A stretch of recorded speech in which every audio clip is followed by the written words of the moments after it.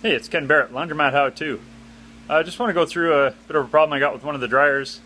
The drum's not turning on it. So let me just step you through sort of how we found it, and then we'll go from there. So what we found on this one was when you put a quarter in, I came in and somebody had taped it off. So I put a quarter in just to test it out. You could hear the blower fan start, but the drum wasn't turning.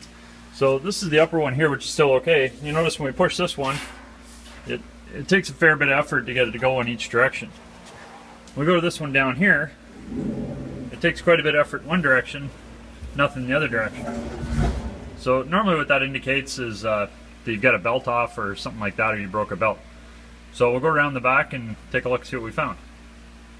Alright, so now we're in the back, and what we have here is there's a step down belt system. So that belt goes on there.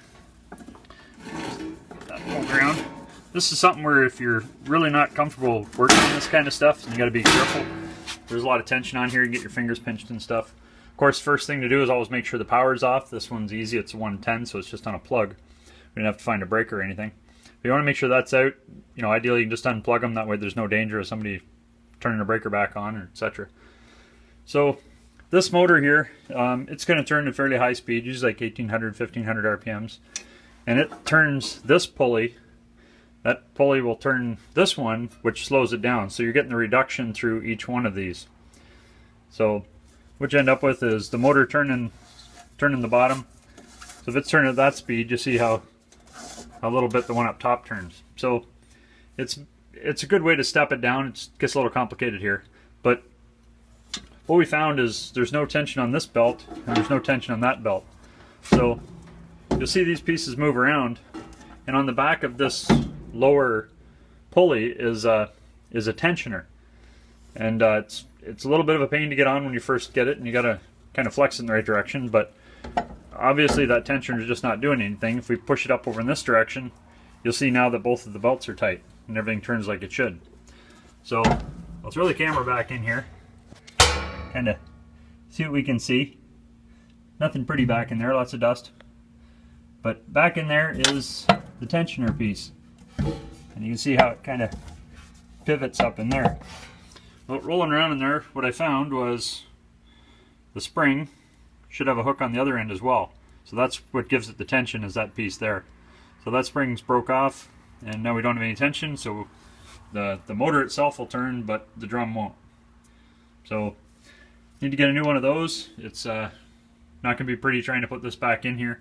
If I can do it by just reaching in by hand, hopefully I can. If I get the belts off, I should be able to move that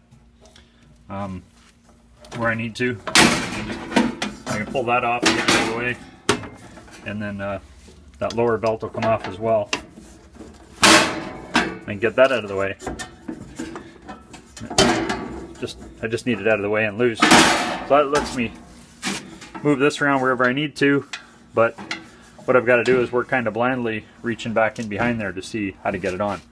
If I can't do that, I'm going to have to take this nut off of here and get that pulley off, and then I should be able to get back in there. If not, then I got to get down here, but hopefully I don't have to go that far. Worst case, or best case, I just got to take this one off. Really best case, I don't have to take any of them off. So that's where we're at. I need a new spring and a bit of time, and like you're going to see, it's the belts, you're going to get dirty. So it's not something you're comfortable with, you know, calling your service guy, but that's pretty much what there is to it. Again, the biggest thing on here, make sure it's unplugged. If you're back in here and somebody turns it on, you're not going to have a chance to get your hands out of the way.